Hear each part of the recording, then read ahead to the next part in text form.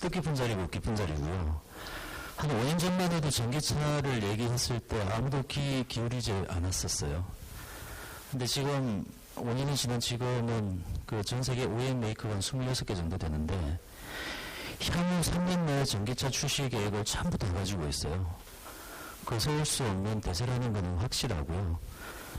흔히들 처음에 전기차가 뭐냐 하이브리드가 뭐냐 한 5년 전으로 거슬러 올라가면은 마치 석기 시대하고 청동기 시대 넘어가는 그 과정이었던 것 같아요. 기술 진보하고 한 번 석기에서 청동기로 넘어가면은 두 번 다시 석기로는 못 갑니다. 전 세계 전기차 보급이 전년도까지 한 5만 대, 6만 대 정도가 지금 보급이 돼 있는데 그 중에서 만족도가 제일 높은 거는 전기차 고객입니다. 한 번 전기차를 구매한 사람은 두 번 다시 내연기관으로 가지 않겠다고 비율도 상당히 높고요. 두 번째, 지금 약간 좀 저유가 때문에 주춤하고 있는 건 사실입니다. 하지만 그 기조가 계속 오래 가지는 못할 것 같고요. 현재 전기차가 가지고 있는 그 경제성이라든지 그 다음에 짧은 주행거리 여러 가지 단점들은 기술 개발하는 그 속도에 따라 가지고 좀 더 보급이 빨라질 거라고 보고 있고요. 서울시 쪽에 정은송 과장님 말씀하신 것처럼 보급 모델이 초기에는 2-3개였어요. 근데 지금 작년까지 6개고 올해 또 아이오닉이 나오고 여러 가지 보급 모델이 나옵니다. 상당히 좀 재밌는 그런 자동차에 큰 변화가 있습니다. G밸리 건에 대해서는 제작사 입장에서는 저희는 멀리 가고 싼 차 빨리 내고 다양한 용도로 쓸 수 있는 다양한 모델 출시하는 게 저희들 역할이고요. 그런 면에서 저희가 좀 말씀을 드렸으면 합니다. 르노 그룹의 전기차 현황에 대해서 잠깐 좀 살펴보도록 하겠습니다. 2014년 기준으로 전 세계 50만 대가 팔려 있고요. 그 중에 절반 정도가 르노 니산 얼라이언스에서 지금 전기차를 보급을 하고 있습니다. 현재까지 누적 주행거리 보면 한 30억 킬로미터, 상당히 다양한 좀 기술적인 그런 검증이 이루어지고 있는 그런 상황이고요. 르노 쪽 같은 경우에는 전기차 보급 모델이 4가지입니다. 그림에서 보시는 것처럼 다양한 용도로 다양한 차종이 준비가 되어 있고요. 그 중에 국내에 출시되어 있는 것은 SM3 부산 공장에서 지금 조립해서 만들고 있습니다. 제일 좌측에 보이는 차량이 트위즈입니다. 이따 좀 설명을 드릴 텐데, 구체적으로 설명을 드릴 텐데요. 이 G밸리 쪽의 카쉐어링 용도 가장 적합한 보급 모델이라고 저희가 좀 판단을 하고 있고요. 그 우측에 조에라는 전기차 전용 차량으로 출시되어 있는 그 A 세그먼트 정도 되는 소형차입니다. SM3가 이제 중중형 차고요. 맨 우측에는 화물차도 있습니다. 칸구라고.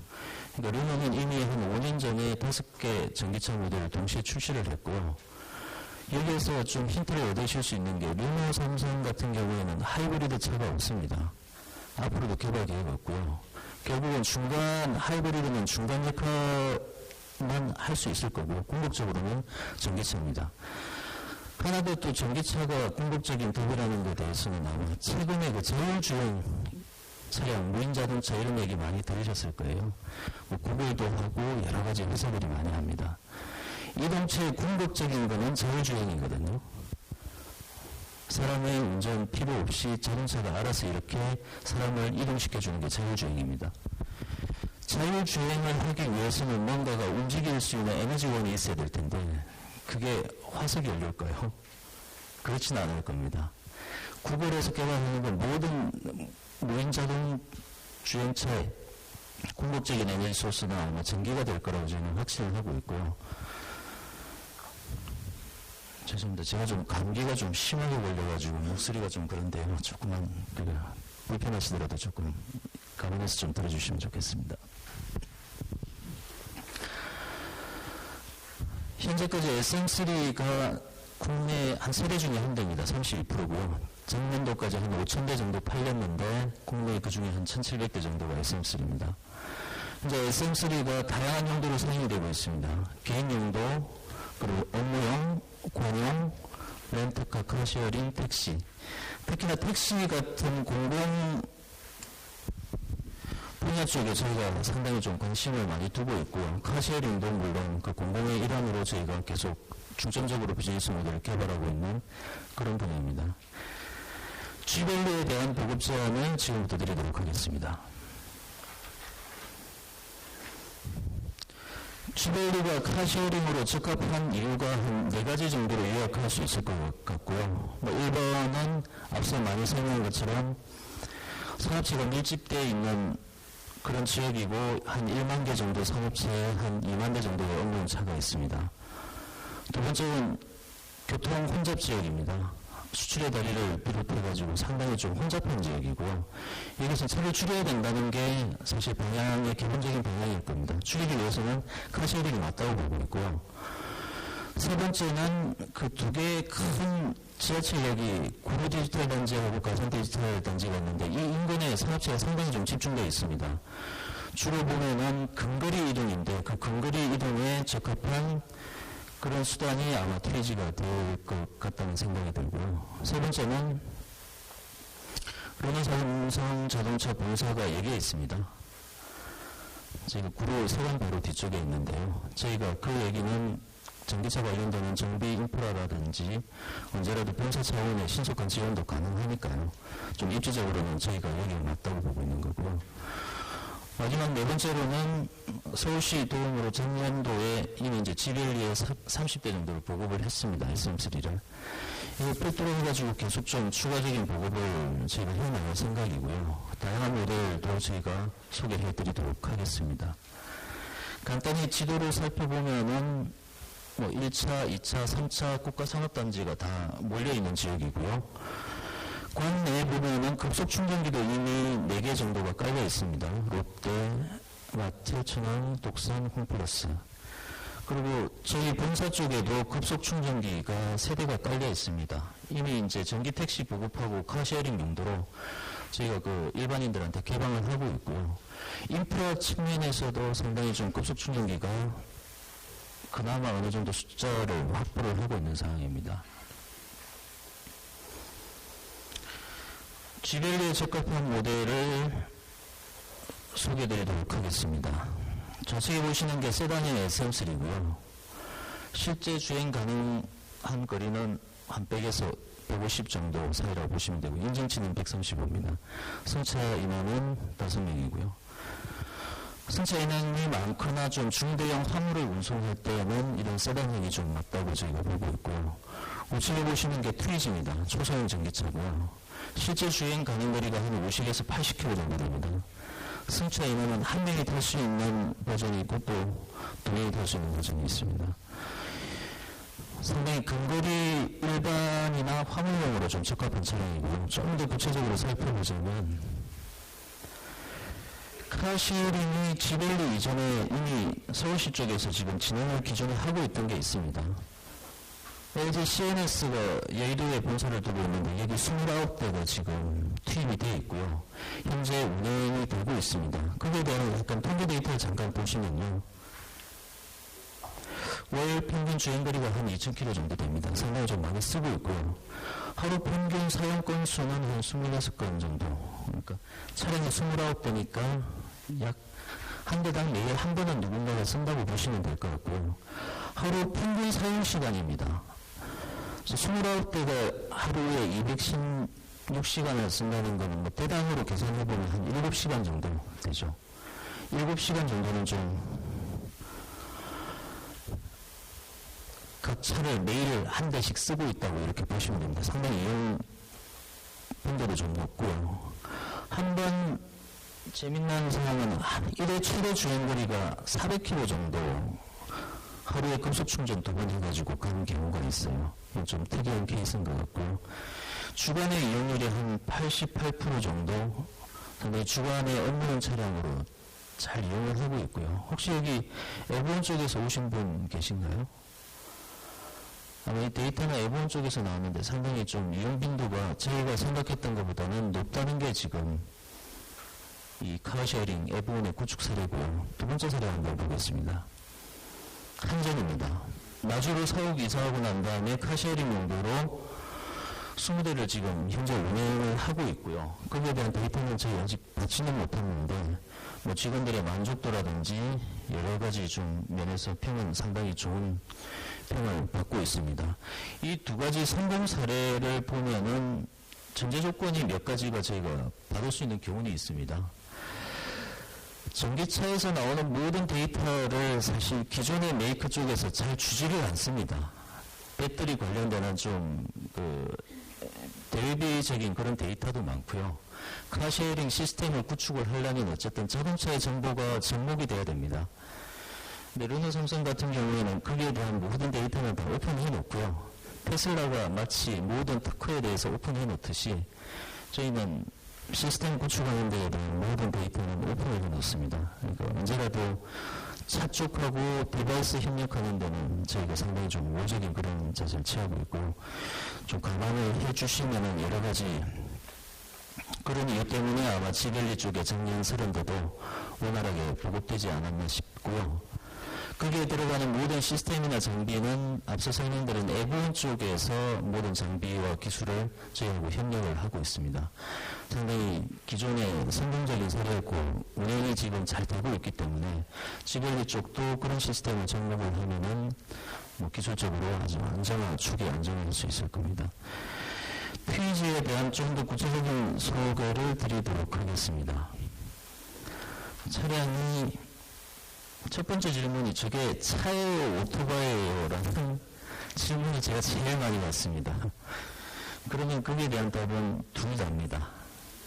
기본적인 컨셉은 오토바이의 용도를 주로 대체를 할 목적으로 나왔지만 안전 같은 경우는 차량의 안전 정도를 확보한 그런 이동체라고 보시면 돼요.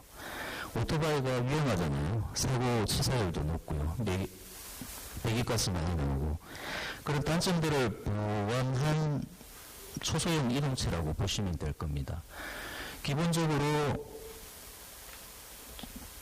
전기로 가는 차고요. 사륜입니다.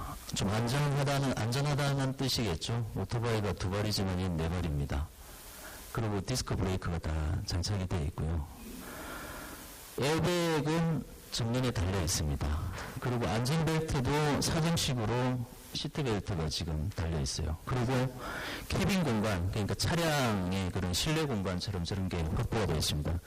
상당히 좀 안전한 그런 이동체라고 보시면 될 것 같고요. 기본적인 뭐 제원은 저렇습니다. 길이 2.3, 넓이 1.2, 높이 1.4, 중량은 450kg 정도 나갑니다. 두 가지 버전이 있습니다. 1인승 뒤쪽에 이렇게 짐을 실을 수 있는 카고 버전이 있고요. 2인승 사람이 앞뒤로 탈 수 있는 그런 2인승 이동 버전이 있고요. 충전 시간은 약 3시간 반 정도 걸리고 재밌는 건 별도의 충전 인프라가 필요가 없습니다. 가정용 220V 전원 콘센트로 그대로 충전할 수 있고요. 그게 상당히 좀 메리트가 있는 장점이죠. 실제 주행 거리는 약 50에서 80km. 그 두 가지 버전이 있습니다. 50 갈 수 있는 게 있고 85 갈 수 있는 게 있고요. 주차장 공간에 한 자동차 주차 공간에 3대를 주차할 수 있고요. 여러 가지 좀 주차 공간도 효율적입니다. 이런 장점으로 현재까지 전 세계적으로 한 40개국에 보급이 되어 있습니다. 그 중에서 대수는 한 15,000대 정도가 되어 있고요. 국내에서는 뭐 잘 아시는 것처럼 아직까지 뭐 자동차냐 오토바이냐에 대한 법규 제정이 아직 선행이 안 되어 있기 때문에 실증 사업은 현재로서는 조금 보류되어 있지만 조만간에 아마 다시 재개할 수 있을 거라고 생각을 하고 있고요. 아마 상반기 중에는 저희가 좀 가시적으로 실증 사업 투입해가지고 좀 검증을 해보이도록 하겠습니다. 다양한 용도로 사용이 됩니다. 특히 지금 제주 같은 경우가 그 관광지이기 때문에 그 뭐 올레길이라든지 주요 관광 포스트에 트위지 투입을 검토를 하고 있습니다. 해외 사례도 보면은 주로 해외 유명 관광지에 저런 신혼부부들 대상으로 좀 허니문카라고 해가지고 저렇게 보급하는 사례가 많고요. DHL, 국내로 치면은 아마 우체국에 오토바이로 이렇게 이동하는 그런 이동수단들은 좀 충분히 대체가 가능할 거라고 보고 있고요. 기타 경찰 순찰차라든지 저런 피자 딜리버리하는 저런 쪽으로 다양한 용도로 사용이 되고 있습니다. 시간을 좀 많이 끌어달라고 메시지가 들어왔는데요. 제가 노래를 부를 수도 없고 조금 더 시간을 끌어야 되죠. 네.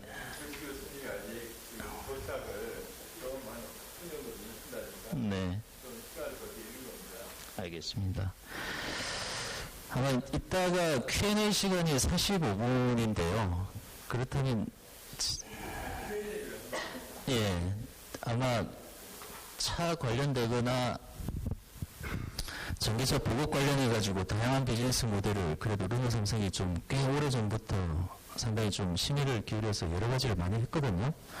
그래서 그 관련해가지고 특히 택시라든지 이런 카쉐어링이라든지 좀 궁금한 사항이 있으면 제가 우선 질문을 받으면서 시간을 좀 할애를 했으면 합니다.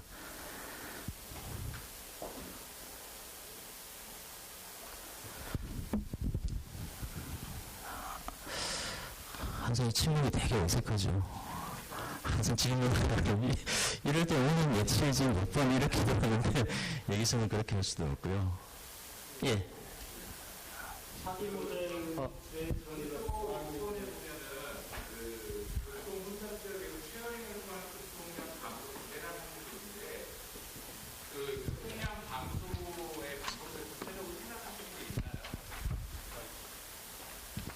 페이지 몇 페이지 말씀하시는 거죠? 6페이지요?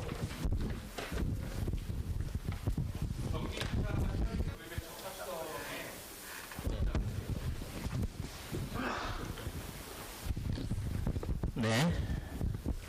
교통혼잡 지역에 쉐어링을 통한 교통량 감소 기대가 나와 있는데 사실 이 부분이 현실적으로 가장 와닿는 부분인 것 같아요.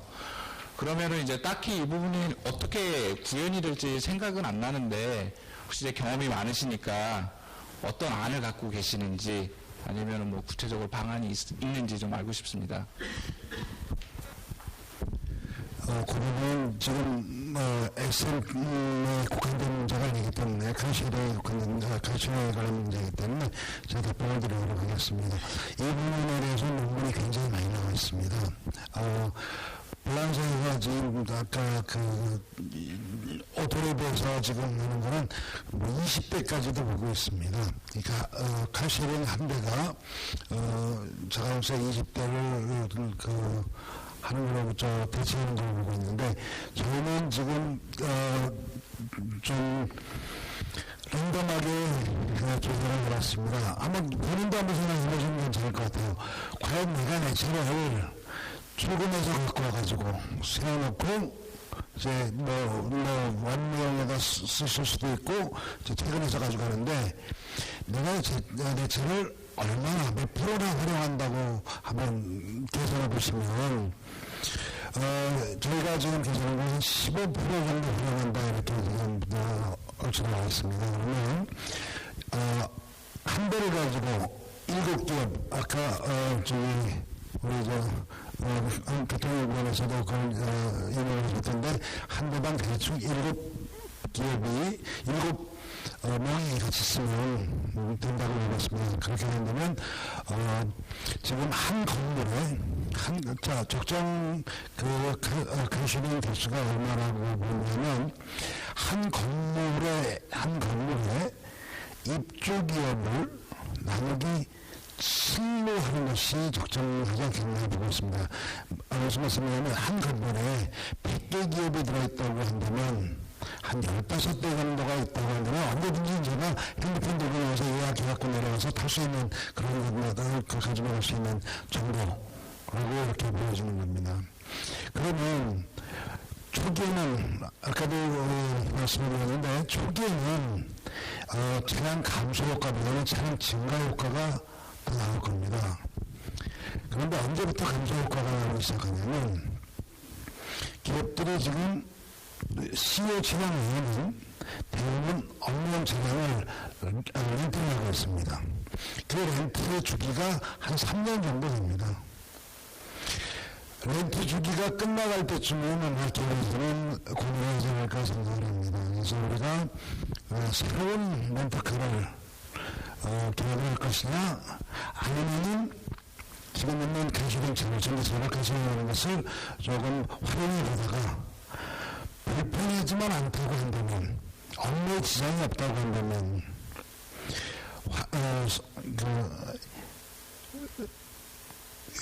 비용을 세입할 수 있기 때문에 아마 그때부터 대체 효과가 천천히 일어나지 않겠나 이렇게 보는 겁니다. 그래서 길게 보면 3년, 짧게 보면 1년 뒤에도 대체 효과는 나오리라고 생각을 합니다. 질문이 답이 됐는지 모르겠습니다. 아무리 질문을 했는지 질문이 답이 됐습니까? 네, 고맙습니다. 네, 또 앞에. 예, 지금 주행거리비가 가장 걱정스러운 부분인데 지금 현재 카시어링 모델 SM3를 저희 카시어링 협동조합에서도 50대를 발주를 했는데 주행거리가 가장 걱정이 됩니다. 그래서 인프라에 대한 질문들이 상당히 많거든요. 왜냐면은 그게 지금 주행거리가 짧기 때문에 반대로 생각하면은 상관지에서 생각하면은 그만큼 인프라가 많이 필요합니다. 그렇지만 앞으로는 주행거리가 계속 늘어나기 때문에 늘어난다는 것은 그만큼 자주 충전을 안 해도 된다는 얘기거든요. 그러면 인프라 개수가 줄어드는 게 당연한 겁니다. 그래서 지금 막연히 너무 전기차 현재만 놓고 인프라에 대한 투자비라든지 이런 게 많이 들어갈 거라고 그냥 예측을 하는데 그거는 조금 사실하고 다른 거고, 제가 아까 힌트를 드렸다시피 2, 3년 내에 지금보다 2배 가는 차가 나오면 안정적으로 200km, 최소 저희가 목표하는 건 300km 정도를 보게 됩니다. 그 정도 되면 지금처럼 이렇게 자주 충전할 필요가 없고, 그 얘기는 급속 충전기 개수도 여러 가지 설치할 때 로드맵 생각하면 비용이 그렇게 이론적으로 많이 들지는 않을 것 같습니다. 그리고 그 기술 개발은 누차 말씀을 드리지만 2, 3년 내로 길거리에서 보실 수 있을 겁니다. 네, 이걸로 발표 마치겠습니다. 고맙습니다.